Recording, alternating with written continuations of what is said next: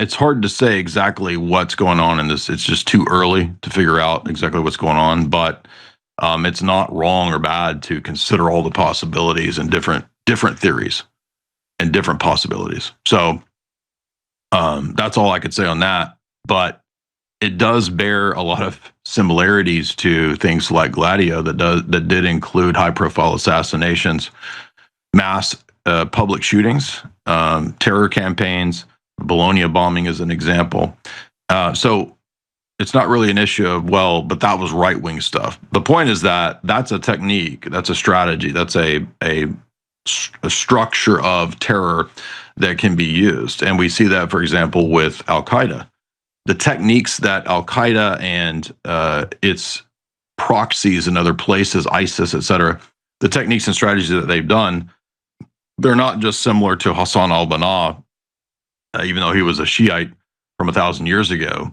They're very similar to the structure of things like Gladio. And in fact, some of the Gladio people that trained, for example, Gladio cells and people in Turkey, they were then flown to train people in Al Qaeda or in the KLA. The same entities that would train the KLA in Serbia are the same entities working with and training the Mujahideen. And it's people from the CIA, people from the US military, Pentagon. I'm not saying that means that that's who did this. We don't know. But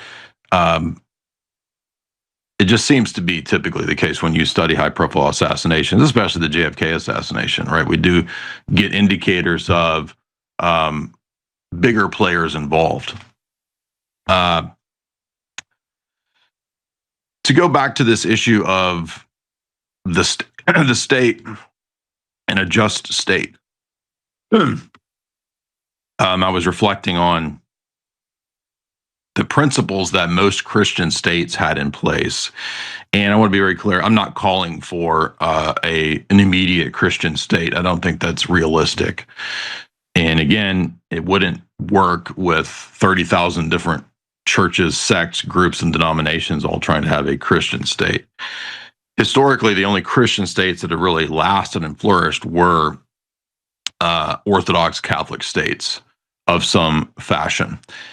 Even the Protestant states, originally the German princes were the ones that supported, for example, Martin Luther. And a lot of Martin Luther's success, at least in terms of numbers, was really responsible. The responsible party wasn't Luther's ideas so much as the German princes that supported him and didn't like the Pope.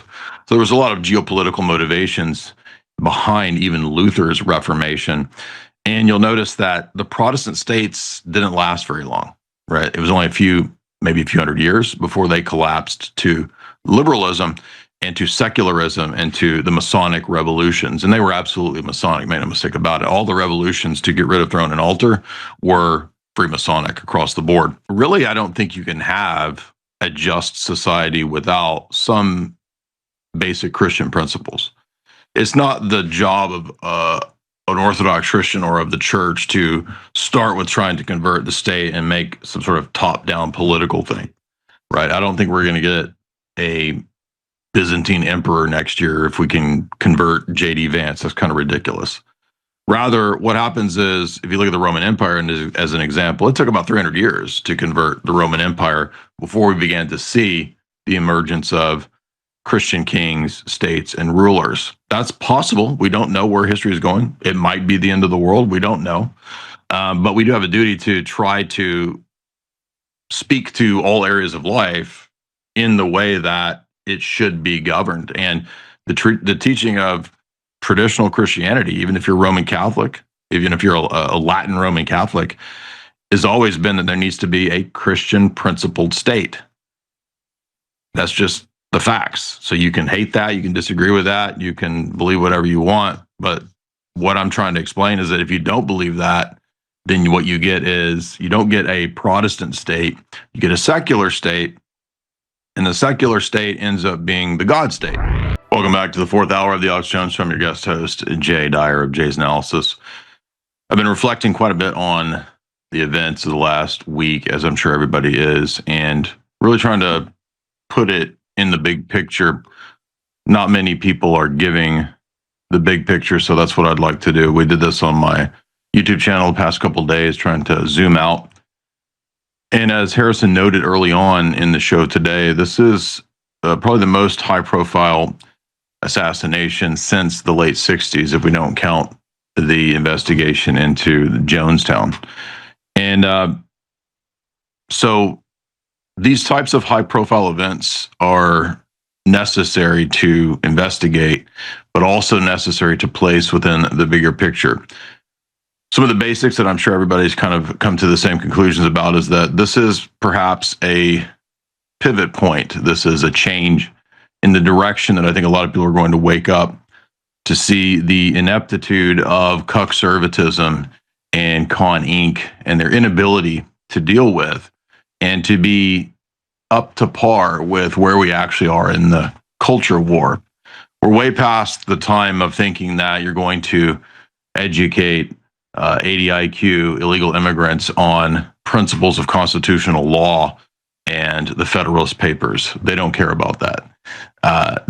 We are essentially being invaded with a kind of foreign force, you could say, that I'm beginning more and more to think is actually, as Alex has noted for many years, I don't doubt that there is a long-term plan for the collapsing of the country in a civil war, but we're beginning, I think, to see the architecture of that mechanism of collapse. How would they actually do that? It's not just the left, because you need a complicit, emasculated, fake right wing and controlled opposition to really aid in that collapse and that furthering of this invasion force, so to speak. But does it mean that everybody involved in being an illegal immigrant is some conscious warrior? We're speaking of generalities here. As somebody noted recently, which I thought was a really perceptive comment, anytime you start to talk about generalities, there's always some midwit that has to chime in with the exception to the rule, as if that disproves the rule.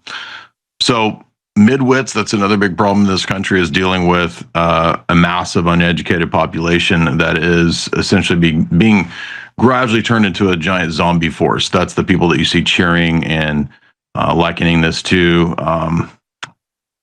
some sort of revolutionary event that they see as a trigger for perhaps copycat events. And I don't doubt that that's going to happen. I do agree with the comment that Vance said. I appreciate people beginning to say, hey, it's not really these local ground organic leftists on the street. This is actually vast NGO think tank foundation networks. Alex pointed out a few months ago that there's around 1 million NGOs out there, and 95% of them are left wing. So this is speaking globally. This is the real locus of influence and power. Not even the media, not even the politicians that come and go. The real locus of power is the networks of think tanks, NGOs, and foundations. So I appreciate Vance saying and acknowledging that and pointing out that the left-wing ones are going to have to be rooted out. But probably easier said than done. We know that, for example, the Soros Foundation a few years ago, according to the New York Times, became the biggest, most influential foundation in the world, surpassing even the Ford Foundation. And I would assume the Rockefeller Foundation as well. So all of these NGOs, think tanks, foundations, and yes, I'm well aware that Israel has its own foundations and think tanks and influence groups. I'm very aware of all that. They all tend to work together and collude, not necessarily every single one, but many of them in general. And the reason for that is that there are techniques and strategies for taking down nations and empires. When I was in the war room the other day with Rob Dew, we had a great discussion about the history of Byzantium and the history of the fall of the Roman Empire. Byzantium is the Roman Empire, if you don't know. We think of old Rome collapsing in 410 or whatever to the barbarians, to the Vandals. I was thinking about the course of the nation and the invasion force weapons of mass migration techniques and strategies that have been used. That's what we were discussing, and how that ties into the left and so forth, and really trying to get people to pay attention to the fact that it's not the leftists on the ground. Those are sort of foot soldier minions, but it really is a network of NGOs, think tanks, and foundations. And that's really been called out and noticed by a lot of people. But people just seem to always get deflected back into the political sphere. The political sphere matters. It has a degree of power and influence for sure, but the politicians come and go. But nobody knows and pays attention to who's running these think tanks and foundations, although it is becoming more and more known. But how do nations and empires fall? What are the means and the methods that bring them down? A lot of philosophers and geopolitical thinkers and historians have discussed this for many, many years. You have all the Old Testament prophets, for example. You have people like Oswald Spengler, who wrote about the decline of the West, and he identified certain patterns that matched up with ancient civilizations and empires, and the patterns that they also experienced as they went through cycles of growth, flourishing, and then peaking, and then the death phase. And in many of these situations, the death and collapse phase centered around the surrendering of the power structure to those that were the working class or the slave class in the case of ancient empires, and how those classes eventually, because of the decadence of those in power and those ruling, how they eventually took over, and then you get a collapse. And there's actual strategies, techniques, patterns that are identifiable. Again, we were talking about Rome, same with Byzantium. And it's not just Spengler, even Austrian economic theorists. We just lectured through Saifedean Amos's book, The Bitcoin Standard, on my channel the other day, and we noticed that he also picked out certain patterns of collapse. And those patterns include decadence amongst the political class or amongst the culture-bearing class, and that decadence then sort of filtering down to the rest of the population. When you get a wealthy oligarchical elite that promotes degeneracy, leftism, socialism, and all that, almost out of a kind of a necessity of death spiral that they've adopted when they adopt these deadly ideologies, I guess we could say, and we'll just say the death cult. You find that a lot of these parallels existed in ancient empires. Jamie has been reading through some books that deal with the history of Mesopotamian empires, the history of Egypt, these kinds of countries. And what we find, these empires, what we find is that they would begin to adopt the same types of practices of radical castration and transgender groups. Temple prostitutes, in fact, had a guild and a cult in many of these ancient empires that operated in exactly the same way. And they could actually be sort of radical, terrorizing factions. If you don't believe it, you can look into this as academic research, not conspiracy research. And I think Jamie will come on and we'll talk about that in the near future. If we look at the Old Testament as another case study, in the historical books, we find a lot of Game of Thrones style intrigues of political conspiracies, assassinations, all kinds of things that aren't really new. And I don't mean to downplay. I think that in many ways, Charlie Kirk stood for what was righteous, what was virtue, what was good. And so that death definitely symbolizes an attack on the right and the good by the demonic. And in fact, that's exactly what you see in the historical books. When you read the books of the Kings, the books of Samuel, Chronicles, etc., what we find is that there's an identification of these people who engage in these kinds of plots against church and state, and I'm speaking of the ancient Israeli church and state within the nation of Israel. They're called sons of Belial. They're called worthless persons.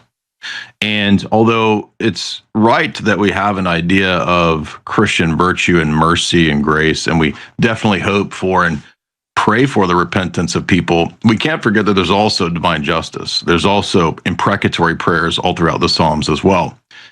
In the Orthodox Church, it has historically continued to pray and utilize those same prayers. In fact, Russian Orthodox prayer books from about 100 years ago continued to utilize prayers for the Christian king and the Christian emperor to have victory against the Islamic hordes. The idea that that's unchristian is rather a rebuke against today's cuckianity. So if you have a problem with that, the problem isn't the church 200, 300, 400, 500, 600, 700, 800, 900 years ago. The problem is with you. The problem is that you have a false idea of what Christianity is. Definitely Christianity is first and foremost the kingdom of God, which deals with the spiritual life of the church, I believe that's the Orthodox Church. That's the only existing true church. Doesn't mean that there's not grace for people that aren't aware of that or outside of that, but that's really the only church that existed in the first 1,000 years. And it's the only church that's going to continue to exist until the end of the world in the same manner, pattern, and structure that existed in the first 1,000 years. If we're identical to that, that's a pretty strong argument that we're that church. Now, that doesn't mean that we get to be prideful and pharisaical, because there's grace for everybody. But when it comes to the notion of the state, many people misunderstand when they hear about something like Christian nationalism. You see people like Doug Wilson talking about Christian nationalism, and a lot of these ideas sound good, but you can't have Christian nationalism without a church. And in the first 1,000 years of Christianity, every nation state that converted and king that converted or emperor that converted, they weren't 1,000 different faiths.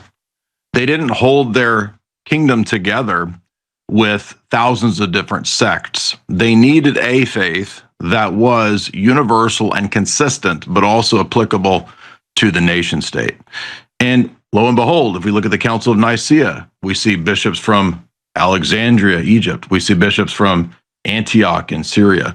We see bishops from Rome coming. So all throughout the imperium, all throughout the nation states, we find national represented churches coming to a universal council at Nicaea called by the first Christian emperor, St. Constantine.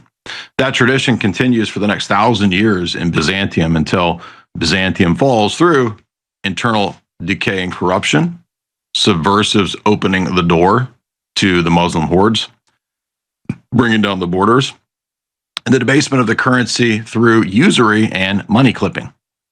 These techniques and strategies are pretty ironclad and repeatable for taking down a nation. They do seem to evidence a kind of pattern, but they can also be weaponized as strategies. And if you don't know, there's plenty of books on this, even books by people at Army War College, people at Cornell University, the CIA, ethnographies. They've written tons and tons of books on these types of techniques and strategies for weakening and taking down nation states. And that can be done and is done by most states. So false flag terror, assassinations, these are not unique to American history. They're pretty much throughout history. And I don't mean to demean this recent event. I think this is highly significant. Far from demeaning it, I think it is a massive change. And I'm not proud or happy that Charlie Kirk was taken down. I think it's horrible, but I do think that the opposition is going to they're going to misunderstand what this is going to do. This is going to further sift the wheat from the chaff and put people into harder and harder defined camps. And that's not always a bad thing. You know, we think of Jesus as this sort of hippie person. Jesus said, I came to bring a sword. He doesn't mean open political violence. He means to divide households. He says, I will set one member of a household against another. I will set brother against brother, mother against daughter, etc. And that's because truth divides. Boundaries are good. They're not bad. The idea that Christianity is some sort of pacifist, gay religion is just not true. It is attempted to be co-opted and turned into that by the same NGOs, think tanks, and foundations that have funded everything from the World Council of Churches to the Ecumenist movement to all the open border stuff that we're talking about. Hence, for example, the Soros organizations working hand in hand with Catholic Charities, and everybody now knows this. So where is this authentic Christianity? Well, in the Old Testament, as we pointed out, you have church and state with defined roles. It's not proper, for the most part, in the Old Testament, for example, for Saul to start to offer things at the altar. In fact, he's rebuked by Samuel when he does that because it's overstepping the normative boundaries of church and state. Likewise, the priests don't become kings, right? And when we look at the history of religion, especially in the West and its encounter with Eurasia and the East, there's two things that happened in the 11th century that are pretty fascinating. We get amongst Islam, which was always a political religious ideology, particularly early on in the Quran. It talks about the Quran being the revelation for the Arab people. The idea was that the Jews had the Torah and the Talmud, Christians had the Gospels, and early on, this was going to be the revelation of that God to the Arab peoples. Eventually, this evolved, though, as you get later on in the Quran, and the stages of the Quran that many historians and analysts talk about, to where we get a more militant, organized, warlord type of religion. Eventually, in the 11th century, we get a faction called the Hashashim, the Order of Assassins, founded by Hassan al-Sabah. And in the mountains of Persia, they were a Shiite sect. They sort of set up an Ismaili state that came to believe that you could really hone and strategize this policy of assassination. Now, there's a lot of debate about exactly were they using hashish, were they mind controlling their people to do these assassinations. There's some, fictional legend aspects to this, and there's again some manner of debate about it. But what seems to be the case is that this is really the beginning of kind of the study and the inception of modern state terror. And although Hassan was not originally a state, he kind of eventually became his own kind of king.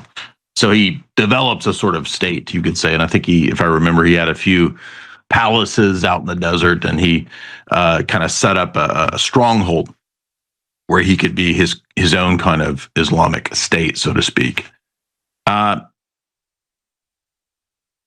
that period in Western civilization, right around that same time, the 11th century in the West, you had an overstepping of this boundary when the papacy in the 11th century, specifically under the Gregorian papacy under Dictatus Papae, and eventually a few hundred years later with Unum Sanctum, the papacy says that it is now a geopolitical power that has the right to have standing armies. And really, we'd never seen this before when a bishop, a member of the church, starts to have public wars against nation states and standing armies. In fact, in the canons of Chalcedon, it's actually forbidden for clergy to have a state role. That's because if you look at the symbolism of the Byzantine double-headed eagle, it's not Masonic. This is way before there was any Scottish Rite Masonry or Freemasonic co-opting of those symbols. It's a symbol of church and state with two heads with one body. And that's the Byzantine model, that church and state operate in what's called symphonia. That's the idea that you find in the Old Testament between church and state. In the nation state of Israel, there's the priesthood, the Levites, etc., the Aaronic priesthood, and then there's the royal house of David. And this is a symphonia. They don't overlap. The priest typically is not really supposed to ever be a king. And that's because Christ, as the fulfillment of these prophecies, types, and symbols, is the prophet, priest, and king. When Christ comes, many evangelicals and many people after the Reformation adopted the idea, or more particularly after the Radical Reformation, adopted the idea that God has nothing to do with the state. The state is a secular institution. With people like Roger Williams, the famous Baptist, we get the idea that the state has absolutely nothing to do with God whatsoever. And that's really the beginning of the idea of the separation of God from the state. There's always been a degree of separation of church and state, except for perhaps the Hashashim or classical Islam, real Islam, or the papacy in the Gregorian period or in the Renaissance period, right? Outside of those examples, there's typically been an understanding of a separation of church and state. And they're supposed to work in tandem, and they govern in different ways, different spheres, right? If you think of man as a body and a soul, well, the state deals with the affairs of the body, the protecting of the nation, warfare, etc. The church dealing with the affairs of the soul, the spiritual man, the spiritual side. The spiritual is higher in authority when it comes to the ultimate power, but the church still has a role of speaking to the state. And in fact, classically in Christianity, I know this is going to blow a lot of your minds, but the church coronated kings. Up until about the 1700s, everybody in the world was under some kind of king. For the most part, there's a Italian republic, there's an ancient Roman republic, And a lot of people worship republics, and they worship the idea of Platonism and Plato's ideal republic. But the people that really worship Plato's republic are called communists. Do you know the Soviets were called the Union of Soviet Socialist Republics? Republicanism and the Soviet idea all have their origins in Plato. So I'm not trying to knock the American Constitution because it has a lot of Christian influence. It has influence from Roman common law. It has influence from Christian church law, canon law. And it has influence from everybody from Machiavelli to ancient, Roman writers. I mean, it's got a lot of influences, and I'm not knocking it. But one of the problems, one of the flaws is this idea that we're not going to have a specific deity. We're going to have a generic deity. And that generic deity is so inchoate and so ambiguous and elastic that it can really be any kind of God you want. It could be the deistic deity of the Freemasons. It could be, hell, it could be Satan, if you're a Satanist. That's not going to work for a Christian nationalist movement. You got to have a single type of Christianity. And that might be a hard pill for people to swallow. It might be a hard message, but it's time to look into historic Christianity. It's time to look at how was Christianity functioning and operating for the first 1,000 years. It wasn't Mormonism. It wasn't evangelicalism. It wasn't Calvinism. It wasn't any of these things. It was Orthodox Christianity. Kings and emperors, throne and altar. In the 1700s, the Freemasonic movements funded by both by Protestant and Jewish banking power, according to Carol Quigley, funded and fostered a movement to destroy throne and altar throughout Western civilization and throughout much of the world. This was called the French Revolution, and it tried to bring about radical atheism, socialism, communism, Jacobinism. All those things were the same thing. This movement pretty much succeeded for the next couple centuries to remove most of the world's monarchs and the power of the church in the social sphere. And we've heard for so long how bad the church was in the Dark Ages. And did you know that these terms were actually invented by atheists? People like Voltaire, who hated Christianity, he's the one that came up with the idea of the Dark Ages, the idea that the Middle Ages were this dark retrograde time before Hume and Kant and Locke and these Enlightenment goblins, who themselves are kind of Enlightenment just degenerates, especially David Hume. Well, these people decided to enact and bring about a kind of republic, democratic, secular ideology based around constitutional principles. And I'm not saying constitutions are bad. I understand Magna Carta. I understand all that stuff. But the problem is that this doesn't work on the basis of natural rights theory. Once natural rights theory is tossed out, because people begin to realize, well, if there's not a specific God, there's really no basis for the natural law and the natural right. So this leads people towards the direction of more and more progressive liberalism and nihilism. Father Seraphim Rose wrote a famous book called Nihilism, Roots of the Revolution. In that book, he tracks the phases that revolutionary philosophy goes through. It begins as a kind of Enlightenment, universal, utopian kind of idea. We're going to change the world through economics and teaching everybody the Federalist Papers and making everybody in the world constitutional, democratic republic governments. And of course, none of that worked when you try to import that to Afghanistan or sub-Saharan Africa. So what's the problem? Maybe the problem is the Enlightenment ideologies themselves. Doesn't mean everything about the Enlightenment is wrong, but the root assumptions of the Enlightenment might have serious flaws. And unfortunately, that might also mean that there's problems in the American Enlightenment experiment. If America is a confluence of multiple interests, including Enlightenment deists, Episcopalians, Catholics, Protestants, Congregationalists, radical reformers, all of these things go into what we call the ethos of Americanism. Eventually, something's going to win out, right? Enlightenment atheism and deism, or Christian principles. Well, America has not gone in the direction of the Christian principles. In fact, it's been a long, continual descent and slide away from those types of principles into more and more generic freedoms and rights. And now freedoms and rights are supposed to be castrating children. I'm a whatever I want to say I am. That's how far we've come. But nobody ever, except for myself, other people on the internet, Andrew Wilson and others, are beginning to, people don't think about critiquing the idea of rights themselves. What are these rights? Where are they? Are they under a microscope? Are they a scientifically studied thing?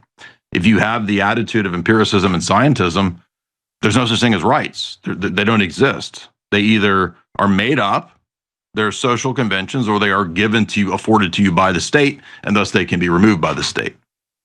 So the scary thing that the left doesn't want to realize is maybe all of these principles require a transcendental foundation, namely a God. And if that's the case, then all of that worldview collapses.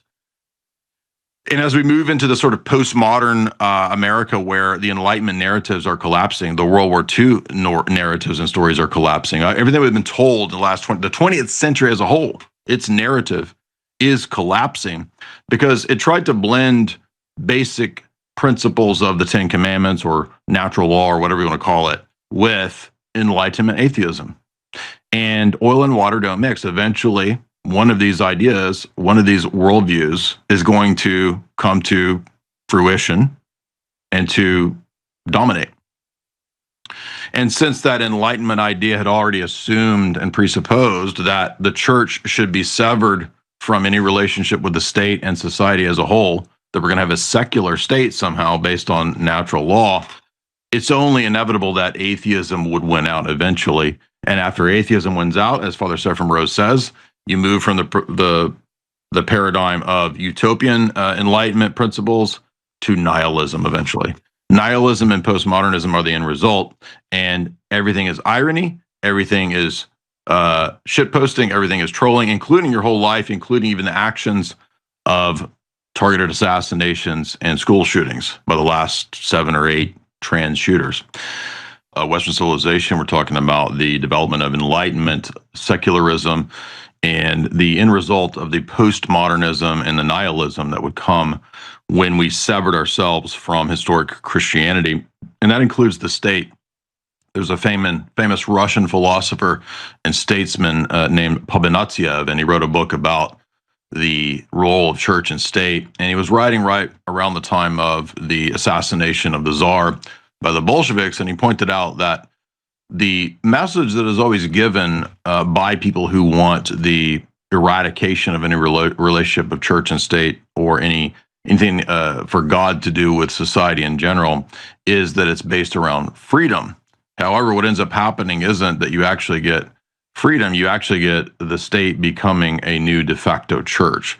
The state then becomes the determiner and the arbiter of life and death. The state decides all these key issues without any firewalls or checks or any other competing firewalls or division of power, so to speak, right? And I think the idea behind the American government structure was, of course, divisions of power in as many ways as possible. And I definitely believe in that kind of decentralization to a degree. But the problem is that in the radical religion of equalitarianism and egalitarianism that has been adopted today, it assumes that everybody is an interchangeable economic unit. If you watch the Sam Hyde show, the first episode, Dear Elon, was dealing with that. I contributed to that one. And the most recent one, as you guys have been seeing the clips today, also speaks to this with this idea that everybody can just be kind of integrated into some, globo blob of the same culture, the same religion, the same whatever, without retaining their unique, distinctive qualities or recognizing disparities. It's not wrong, or you're not bad for recognizing things that are real and that are factual. I went to Jamestown a few weeks ago after speaking in DC at an event at the Ludwell conference, and I'd never been to the museum and visited the Jamestown before, and if I recall, it is a Rockefeller-funded big complex, so I'm not surprised at all the woke stuff. But the majority of the exhibit of the museum is actually really a testament to the worship of new gods of civic equality and blackness, which has really nothing to do with people fleeing from England to try to create the Jamestown colony. It's just weird, right? In other words, the whole apologetic of the place was anti-colonialism. But if you really study history, and I have a history degree, you'll notice actually from a libtard college, I was taught history by the most ridiculous libs, and it actually made me helped make me not lib, to study history and understand that we have the idea that Christian nations and empires were evil. Well, they were not near as evil as everything else going on. And Christianity helped to try to temper and to change civilization and brought a lot of actually civilizing elements to many, many degenerate cultures. For example, Aztecs, Mayans, and others sacrificing tens of thousands of people on high holy days. I think Catholicism, at least Spanish Catholicism in those centuries, maybe not Catholicism now, but Spanish Catholicism back in those centuries was way better than that kind of hideous demonic practice. And now people are wanting to return to some kind of hideous demonic type of practice like that. That's what we see with the outbursts of these physically disgusting people reflecting what's on the inside. It's not an infallible rule that the external reflects the interior, but in many cases and many times it does. For example, one of the vices is gluttony. If you have a problem with gluttony, that will be shown in the exterior, that will be significantly overweight. Please don't be a midwit and try to correct me about how some people have thyroid problems. I'm aware of that. I'm speaking in generalities, so you don't need to bring in the exception to the rule to try to sound smart. Intelligent people should be able to speak in generalities without having to qualify and define every single term. No, if you have a problem with gluttony, then it's probably going to be reflected in the exterior. We've all seen the mugshots of people in these radical leftist groups, and they look like demons. They look like goblins. Are you surprised that the exterior is reflecting the interior? We're not Gnostics, and so we would absolutely expect that the interior would be reflected in the exterior. Again, it's not infallible. You can have a beautiful person who's very wicked and evil, but in many cases, the vices tend to manifest even in a physical and physiognomy type of way. It's not accidental, for example, that many leftists and social revolutionaries in history have been physically ugly, demented, and deformed and outcast individuals. I did an interview a while back with an English historian, Dr. Ed Dutton, and maybe he's an English psychologist. I forget exactly what his degree is, but he was pointing out how the history of witchcraft in Europe evidences a long history of very hideous, ugly women being the witches who then have a resentment against the rest of society because they are unattractive, and thus they become kind of parasitical on the society and they resent it. There is something to that, right? That you then see this evidenced in a lot of the people on the sort of the ground of the left and even amongst the ranks of the left. There's something about that worldview because that person begins to hate humanity. It's very easy for them to then adopt ideologies of anything that would cull or kill humanity. Thus, it becomes amenable to recruiting people into a death cult. And it's accurate to call it a death cult. Many of the religions and sects that we've been talking about end up being kinds of death cults that want to end humanity when they reach that nihilism stage of their development. And unfortunately, empires and nations can also develop in that same way. If you read the Proverbs, it talks often about nations that choose justice and righteousness and nations that choose wickedness and evil, and the end goals and the end states of those peoples and nations. But we have to also take into account that in our era, we don't live in the Middle Ages. We don't live in a period when we can actually expect some immediate Christian state. That's why a lot of these movements are rife. They're ripe for honey trapping people and for, ideologically misguided young people who oftentimes are the tools in the pawns of revolutionary movements, whether far right or far left. They get used, they get dupes. They're the patsies that are used in these kinds of operations. And that's probably what's going on in the case of Tyler Robinson, although we don't know all the details yet. But my guess would be that he was some sort of radicalized patsy in some sort of probably 764 calm Satanist tranny type group. Those are the things that we've interviewed BX about here on the Alex Jones Show. My guess would be that that's probably an element of this, but there might be other individuals or other players, other actors that will probably become clearer over time that benefited from this major political high-profile event. Assassination and terror then are meant to neutralize, and they're meant to create fear and sea change, sometimes in one direction towards the right, sometimes perhaps in the direction of the left.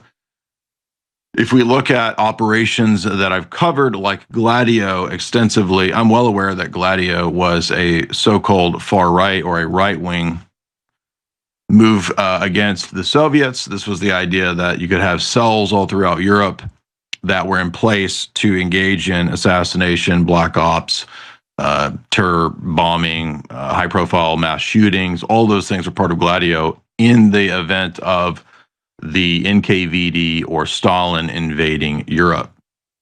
I don't think it was really plausible that Stalin would or could invade Europe. But regardless, that's the older Gladio networks that still exist in the sense of the strategy and the technique. So what do we see in these types of mass shootings and events? Well, we see a lot of patsies that are very useful in the case of especially the trans movement with people who are mentally unstable. That's a kind of a perfect type of person to be put in a position to do that. Now, I'm not even saying that this necessitates that there was some handler.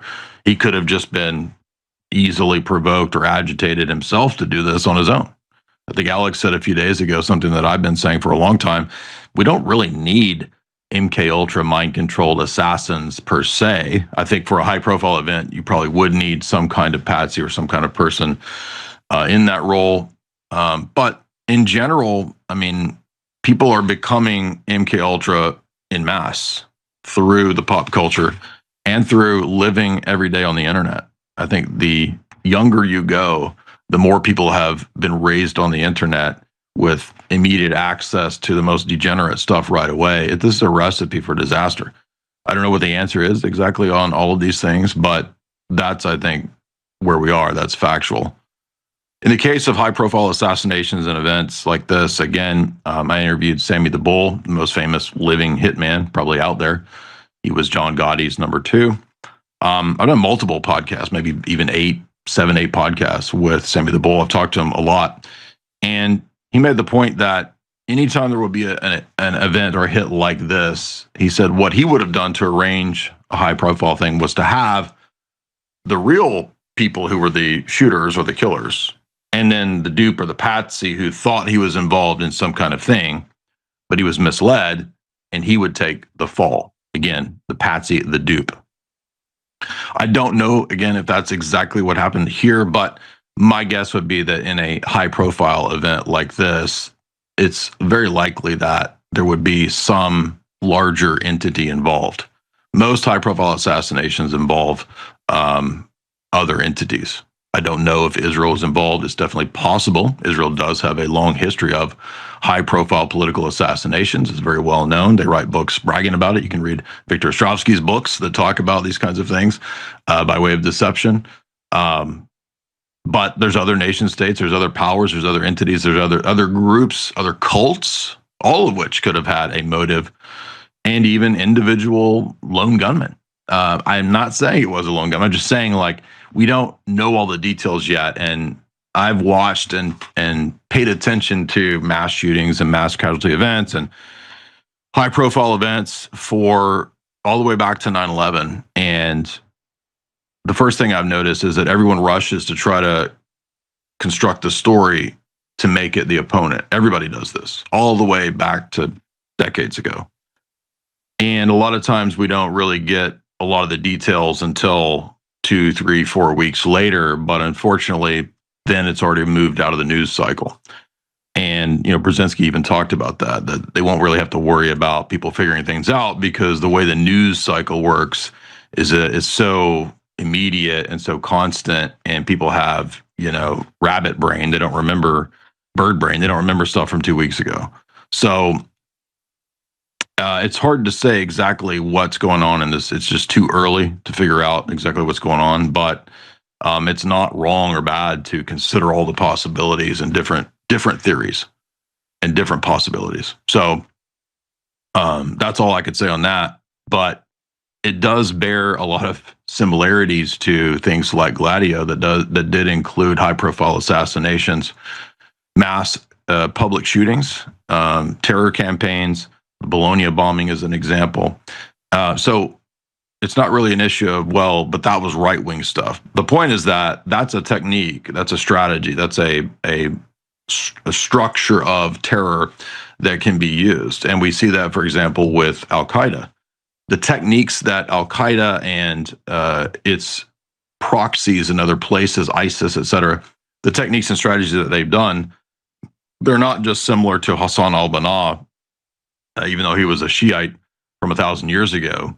They're very similar to the structure of things like Gladio. And in fact, some of the Gladio people that trained, for example, Gladio cells and people in Turkey, they were then flown to train people in Al-Qaeda or in the KLA.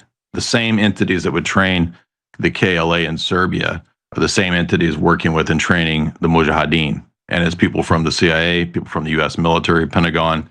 I'm not saying that means that that's who did this. We don't know. But it just seems to be typically the case when you study high-profile assassinations, especially the JFK assassination, right? We do get indicators of bigger players involved. To go back to this issue of the state and a just state, I was reflecting on the principles that most Christian states had in place. And I want to be very clear, I'm not calling for an immediate Christian state. I don't think that's realistic. And again, it wouldn't work with 30,000 different churches, sects, groups, and denominations all trying to have a Christian state. Historically, the only Christian states that have really lasted and flourished were Orthodox Catholic states of some fashion. Even the Protestant states, originally the German princes were the ones that supported, for example, Martin Luther. And a lot of Martin Luther's success, at least in terms of numbers, was really responsible. The responsible party wasn't Luther's ideas so much as the German princes that supported him and didn't like the Pope. So there was a lot of geopolitical motivations behind even Luther's Reformation. And you'll notice that the Protestant states didn't last very long, right? It was only maybe a few hundred years before they collapsed to liberalism and to secularism and to the Masonic revolutions. And they were absolutely Masonic, make no mistake about it. All the revolutions to get rid of throne and altar were Freemasonic across the board. But speaking of the Christian state, really, I don't think you can have a just society without some basic Christian principles. It's not the job of an Orthodox Christian or of the church to start with trying to convert the state and make some sort of top-down political thing, right? I don't think we're going to get a Byzantine emperor next year if we can convert J.D. Vance. That's kind of ridiculous. Rather, what happens is, if you look at the Roman Empire as an example, it took about 300 years to convert the Roman Empire before we began to see the emergence of Christian kings, states, and rulers. That's possible. We don't know where history is going. It might be the end of the world. We don't know. But we do have a duty to try to speak to all areas of life in the way that it should be governed. And the teaching of traditional Christianity, even if you're Roman Catholic, even if you're a Latin Roman Catholic, has always been that there needs to be a Christian principled state. That's just the facts. So you can hate that, you can disagree with that, you can believe whatever you want. But what I'm trying to explain is that if you don't believe that, then what you get is you don't get a Protestant state, you get a secular state And the secular state ends up being the God state. In a just society, the death penalty, for example, that is legally exercised with basic Christian principles. For example, if you look at the Code of Justinian, a Christian law text, Codex Justinian, the laws that St. Justinian put in place were pretty based. They were pretty Christian. But remember, that was in a majority Christian society. So we're not going to try to have a political revolution and force Christian laws on the masses of pagan peoples and demonic people that are not going to submit to any Christian laws. But it is correct that the idea that Christianity should have no role in the state or in society in general is absolutely false. That's an Enlightenment presupposition. And anybody that claims that they're Orthodox and believes that, that's almost heretical. There are no Orthodox Christian saints that are Democrats or Americanists or secularists. All of them are monarchists. In a just society, the death penalty is largely exercised in a way that is loving. In other words, for very wicked people, it is just for there to be the death penalty because those people, they're not just a danger to society, they're a danger to themselves as well. And so the death penalty, and if you read anybody prior to, 1900, they will speak in this way that it's a great deterrent. It's also a great deterrent and a inducement to repentance. If you know that you are going to die for, raping people, then you're probably not going to go out and rape people. But a society that doesn't have those principles and becomes unjust, you get corrupt and unjust laws, as Ezekiel talks about. So there's no antipathy between justice and love. In fact, you can't have love without boundaries and justice. The two go together. A father that loves his children chastises them, as Hebrews says, and doesn't let them do everything they want. That's raising goblins and demons. If you let them do whatever they want, you have to have boundaries.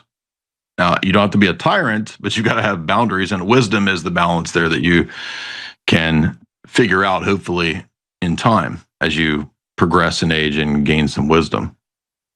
But remember, there is no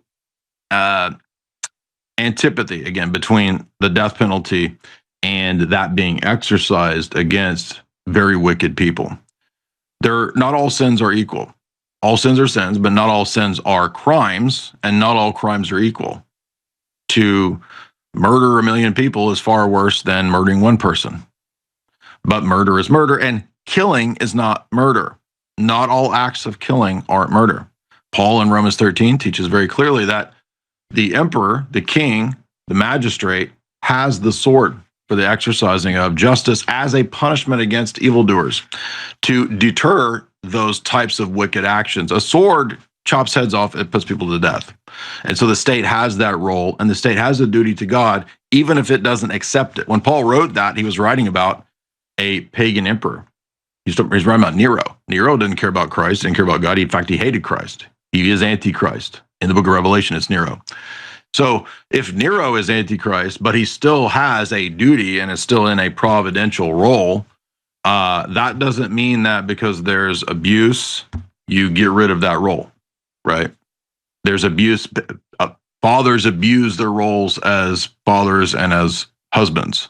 Well, I guess we got to get rid of fathers because some of them abuse that role. That's preposterous. This is idiotic. This is the thinking of the left, right? So no, you can't have a functioning, healthy society without some kind of state with some kind of authority to exercise things like the death penalty for certain heinous offenses. And this is how Western civilization functioned. Byzantium wouldn't have been as successful as it was without its religion, its gold currency, and its Christian laws. Those things together made for a healthy society. But remember, the state isn't God. We don't put state and politics first. As Orthodox Christians, we put Jesus first. We put the religion first. In fact, I was listening to some of the minor prophets. I was listening to Haggai and Zephaniah and other texts from the Old Testament. And God rebukes them for putting politics first. He says, You worry about your wages and you worry about this and that, and you don't put the house of God first. You were lazy about the house of God.